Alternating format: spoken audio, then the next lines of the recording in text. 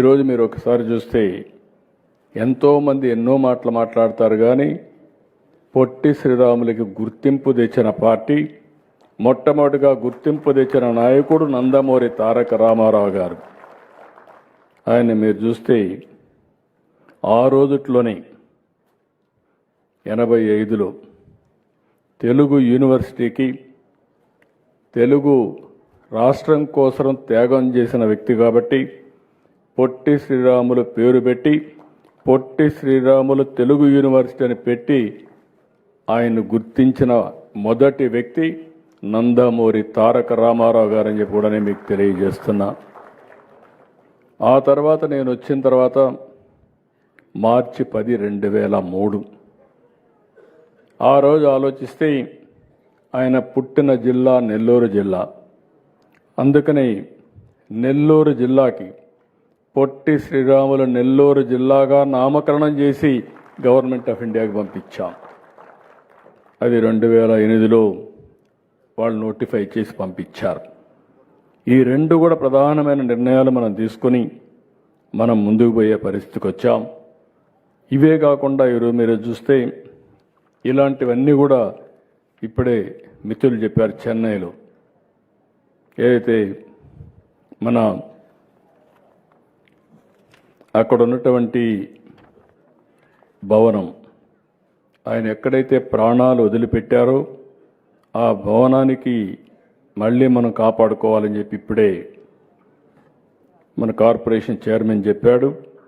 తప్పకుండా ఆ భవనాన్ని అన్ని విధాలా ప్రొటెక్ట్ చేయడమే కాకుండా పేరే ఆ బిల్డింగ్ పేరే మనం ఒక సాక్రిఫైస్ భవనంగా పెట్టి శాశ్వతంగా ఒక మెమోరియల్ కింద పెట్టి భావితరాలకు గుర్తింపు ఉండే విధంగా చెన్నైలో ఉండే విధంగా చేస్తామని చెప్పి కూడా మీ అందరికీ హామీ ఇస్తున్నా.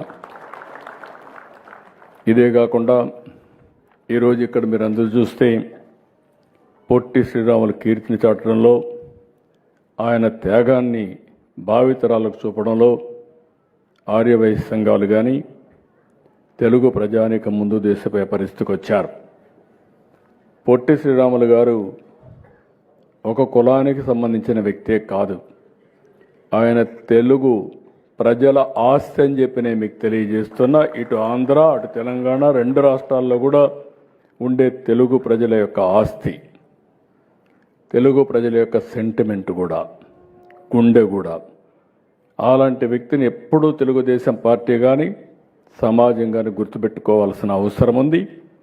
ఎన్డీఏ అందుకే ప్రత్యేకంగా నేను కానీ పవన్ కళ్యాణ్ గారు కానీ ప్రత్యేకమైన శ్రద్ధ తీసుకొని ఈ కార్యక్రమాన్ని ముందుకు తీసుకుపోతామని చెప్పి కూడా నేను మీ అందరికీ విజ్ఞప్తి చేస్తున్నా. ఈరోజు ఇంకొక పక్క ఇక్కడ ఉండేటప్పుడు చూస్తే మా ఆడబిడ్డలు ఆర్య వయస్సులకు కుల దైవం వాసవి కన్యకా పరమేశ్వరి ఆత్మార్పణ దినాన్ని అధికారికంగా ప్రకటించాం. అది ఎప్పటికప్పుడు చేస్తున్నాం. ఇంకొక పక్కన మీరు చూస్తే అమ్మవారు జన్మించిన పశ్చిమ గోదావరి జిల్లా పెనుగొండ గ్రామం పేరు వాసవి పెనుగొండ అని మార్చడం కూడా జరిగింది. ఎందుకంటే ఈరోజు ఇక్కడ కాదు, దేశంలో ఉండే ఆర్య వయస్సులందరూ కూడా ఎక్కడైతే ఆవిడ జన్మించిందో అది సొంత గ్రామంగా జన్మస్థలంగా మీరందరూ భావిస్తారు. అలాంటి జన్మస్థలానికి వాసవి పెనుగొండ అని పేరితే సబబుగా ఉంటుందనే ఉద్దేశంతోనే అది పెట్టాం. తప్పకుండా ఒక రోజున వాసవి పెనుగొండ ఒక పర్యాటక కేంద్రమే కాకుండా ఒక దివ్య క్షేత్రంగా తయారవుతుందని చెప్పి కూడా నేను మీకు తెలియజేస్తున్నా. ప్రతి ఒక్క ఊర్లో టెంపుల్ కడుతున్నారు. ఆ తల్లి పుట్టిన పెనుగొండలో బ్రహ్మాండమైన టెంపుల్ కట్టి దేశంలో ఉండే ఆర్య వయస్సులే కాకుండా ప్రతి ఒక్కరూ వచ్చి తల్లి అనుగ్రహం పొందే విధంగా చేయాల్సిందిగా కూడా మీ అందరికీ విజ్ఞప్తి చేస్తున్నా. చేస్తారని చెప్పి ఆశిస్తున్నా. ఇంకొక పక్కన ఆర్య వయస్సుల విన్నపం మేరకు కొంతమంది సర్టిఫికెట్లన్నీ రకరకాలుగా ఇచ్చేవాళ్ళు. గుప్తా అని, శెట్టి అని, వైశ్య అని, కోమటి అని ఇలాంటి పేర్లు ఇస్తూ ఉంటే కాదు, అందరికీ ఒకటే ఇస్తే బాగుంటుంది. ఆర్యవైశ్య పేరుతో ఇమ్మంటే తొందరలోనే దీన్ని కూడా తీసుకొచ్చి ఆ గౌరవాన్ని కూడా కాపాడతామని చెప్పి కూడా నేను మీకు తెలియజేస్తున్నా. నాకెప్పుడు ఒక నమ్మకం, అందరికంటే ఆర్యవైశ్యులు మీరు చూస్తే 10 రూపాయలు సంపాదిస్తే 2 రూపాయలు దాన ధర్మాలకు ఖర్చు పెడతారు. అది మీ యొక్క సంస్కృతి, అది మీకు వారసత్వంగా వచ్చినటువంటి సాంప్రదాయం కూడా. సంపాదన ముఖ్యం, వచ్చిన డబ్బుల్లో ఒక 2 రూపాయలు చారిటీకి ఖర్చు పెట్టేది సమాజంలో చాలామందిని చూశాను. కానీ అందరికంటే ముందున్నటువంటి వర్గం ఆర్యవైశ్య కులం అని చెప్పి కూడా నేను మీకు తెలియజేస్తున్నా. ఇప్పుడు నేను మిమ్మల్ని కోరేది ఏంటంటే, ఇప్పుడు కొత్త కార్యక్రమం తీసుకొచ్చాం, 1 ఫ్యామిలీ 1 ఆంటర్‌ప్రెన్యూర్. ఈ 1 ఫ్యామిలీ 1 ఆంటర్‌ప్రెన్యూర్లో మీరు ఒక్క అడుగు ముందుకెయ్యాలి, అక్కడే ఆగిపోకుండా. ఇంతవరకు వ్యాపారం ఏ ఊర్లో చూసినా మీరే ఉంటారు. ఆ వ్యాపారాన్ని ఇంకొంచెం ప్రొఫెషనల్గా ముందు తీసుకపోతే చాలా ఉపయోగపడుతుంది కుటుంబాలకు అందరికీ. అందుకే నేను చెప్తున్నా, 1 ఫ్యామిలీ 1 ఆంటర్‌ప్రెన్యూర్లో ఆర్యవైశ్య కులంలో మొట్టమొదటిసారిగా ప్రతి ఒక్కరూ ఒక ఆంటర్‌ప్రెన్యూర్ కావాలని మనస్ఫూర్తిగా ఆకాంక్షిస్తున్నా.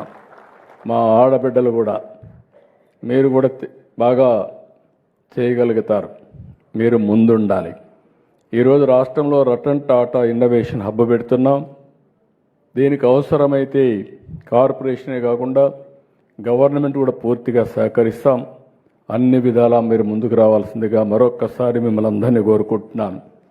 ఇప్పుడే లాస్ట్ ఇయర్ చెప్పాను, ఎక్కడైతే నెల్లూరు జిల్లాలో ఆయన ఉండే నివాసం, ఆయన పుట్టిన ఇల్లు, ఆ ఇంటిని కూడా ఒక మెమోరియల్గా తయారు చేస్తాం. అక్కడ ఒక విగ్రహం కూడా పెడతాం. ఆయన ప్రారంభించిన ఒక హాస్పిటల్ని పూర్తిగా అభివృద్ధి చేసి ఆ ప్రాంత ప్రజలకు వైద్య సేవలు అందించే విధంగా ఆ కార్యక్రమాన్ని కూడా చేపడతామని చెప్పి కూడా కుటుంబ సభ్యులకి మీకు అందరికీ విజ్ఞప్తి చేస్తున్నా. ఇది కాకుండా ఈరోజు ఇవన్నీ చూసిన తర్వాత కొంతమంది ఇంకా కూడా రాజకీయం చేసే పరిస్థితిలో ఉన్నారు.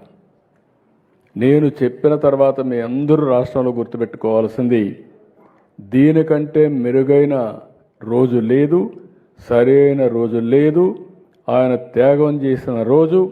అందుకే రేపు రాబోయే రోజుల్లో కూడా ఆ స్టాచ్యూ పేరు కూడా పొట్టి శ్రీరాములు స్టాచ్యూ కాదు, స్టాచ్యూ ఆఫ్ సాక్రిఫైస్. త్యాగానికి గుర్తుండాలి, ఆ రోజు గుర్తుండాలి. శాశ్వతంగా అలాంటి మహనీయులు గుర్తుంటే రేపు రాబోయే రోజుల్లో అందరిలో కూడా అలాంటి ఒక స్ఫూర్తి వస్తుంది. జాతి కోసం పనిచేస్తారని చెప్పి కూడా నేను మీకు తెలియజేస్తున్నా.